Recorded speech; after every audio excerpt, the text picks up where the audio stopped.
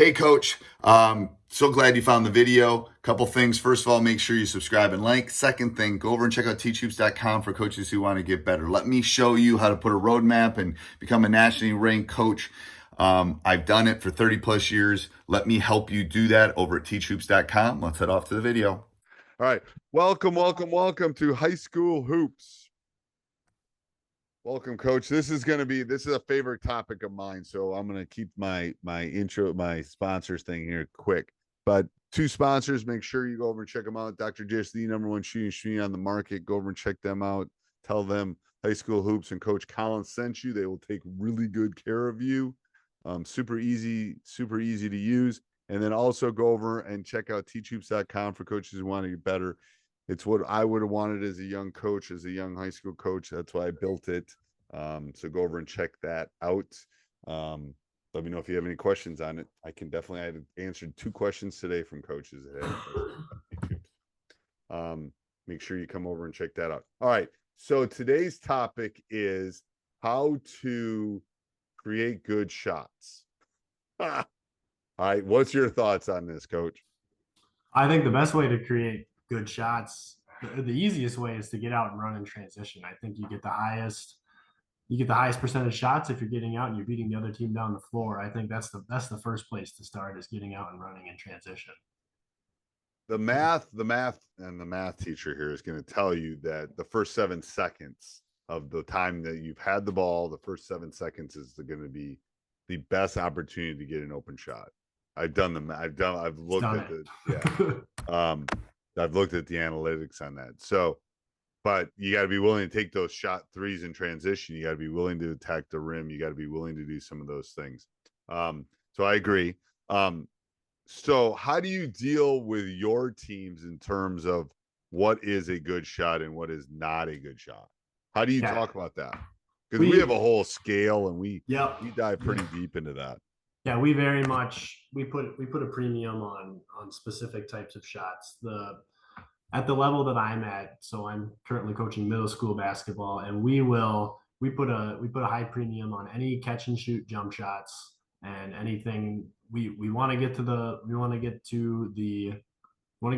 and we want to get to the free throw line. It's kind of the premiums that we have for our kids. And then if we have a mismatch in the post, or if we have a matchup that we want to exploit somewhere, either on the perimeter or in the post, we make sure that we take advantage of that. I think the hard part is a good shot for you and a good shot for me might be different things. Yeah, I definitely agree. So I think it's a conversational discussion to have, that your good shot might be an open 12-footer in. Yep. My good shot might be anything from 15, 17 feet, even contested. That might be a good shot for me because I'm going to make it more than you're going to make it, or whatever it is. So I think, and the hard part with that is sometimes you need data to be able to have those conversations about what is a good shot and what is not a good shot. Yeah, and we could get into points per possession and like what shot gives you the most value based on math. But the way that I kind of communicate it with my players is this shot within your range? Are you open, and are you on balance? Those are the so let's cut those down. So the first one was, so we call it a rob shot. So you're in range, you're within your range, you're open, and you're on balance. That type of shot we are always going to take. So it's just a way for me to cue my players on. I love that. That's a shot that you need to take. Right. So Rob. So range. What was the O? Open, and then B was balance. Now,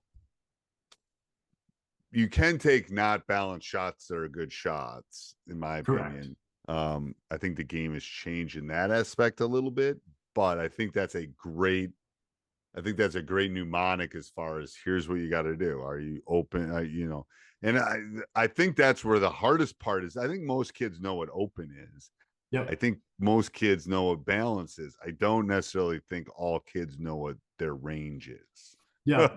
I mean, at least from coaching for a long time, I think kids sometimes think their range is better than their range. The self perception might be a little Self-perception, yes, is and again, what we'll do is we'll give them we'll say we set different standards, but it's like, you want to shoot threes, then you should be able to hit, 6 out of 10 in an empty gym.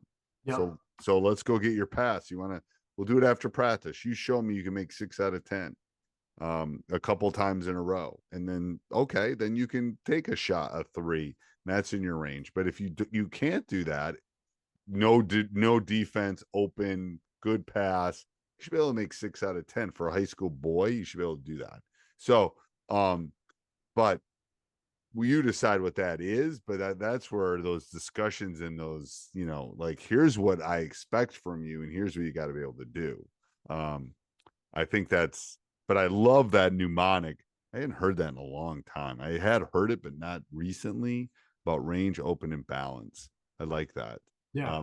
And it's simple. It falls into my whole theory of rule of three. We can only remember 3 things, and those are the 3 things that they can definitely remember.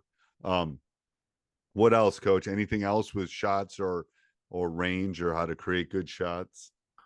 Yeah. So how we kind of go about creating any good shots is we're going to do any kind of simple action. So we're going to run either a dribble handoff, or we're going to get a pick and roll, or we're going to run some type of specific action to create that advantage, and then we're going to keep that advantage from there. And then the first available open shot, we call them great shots. So the first great shot we get, we're going to take. And then based on if there's time, once you get to a certain, so in Minnesota, we have the shot clock. When we get to a certain time on the shot clock, then we're going to take the first available good shot rather than wait for a great shot. And do you find that shot clock coming into play? And do you find panic down the stretch in the last 7 seconds of the shot clock? Not with my players. With my players specifically, we don't have that shot clock. Have you watched at the high school level? What have you? Yeah, so at the high school level, what we do with our varsity is we have like a phrase that we'll yell out where, like, this is the amount of time on the clock, and we are going to take the first good shot, whether that's a semi-contested 3 or maybe a more heavily contested layup, or maybe a less valuable, like, mid-range jump shot. Right. No, I like that. I like that idea.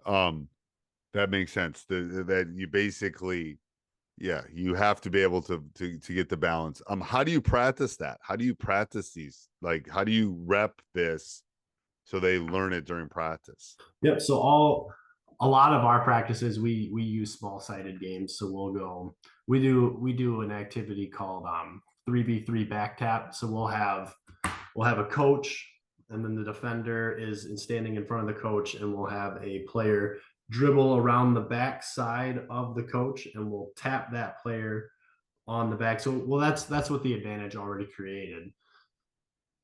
So we're either simulating having that advantage, or we will. The way we create that advantage is through some type of action. So we'll practice our pick and rolls, and we'll practice either our dribble handoffs, and what we kind of do out of those is how we'll set that up in practice. Right. So, like, we will continually rep through the action that we want, and typically we're coming down in transition. How do you rep the transition stuff? How do you rep getting the ball out and going, or don't you? So we will, depending on what drill we have set up, we'll have different drills. But if we're just in transition, what we like to do is we like to get it to our guards. If we can get it up the floor and someone's behind the defense, we'll throw it up ahead. But if we're specifically working on creating an advantage, we will have our players start kind of behind half court, and they're running across. And then based on what we're seeing there, right, we're going to either go into some type of chin action, or we're going to go into some type of pick and roll. And that's how we kind of generate that domino effect. Yeah, I like that. And you got to teach them how to get the ball up and out. I mean, they won't do it if you Yep. don't teach them how to get it up and out. Yeah, we typically preach early and opposite. So we like to get the ball up out early, and we like to get it opposite. And I always talk about peeking. Peek at the basket. You get the ball, look up. You should always look at the basket that you're going to shoot at, because if you even 80 feet away from the basket, peek. Because if you look up and poof, you can go. You can see it. Yeah, you can see it, and you'll see that people are open. All right. Anything else, Coach? Nope. All right. Thank you. Yeah. Hey, Coach, so glad you enjoyed the video. Subscribe and like before you leave. And also go over and check out teachhoops.com for coaches who want to get better. It's got everything and a roadmap for you to become a better basketball coach. So go over and check it out. And let's head back to the next video, wherever that would be.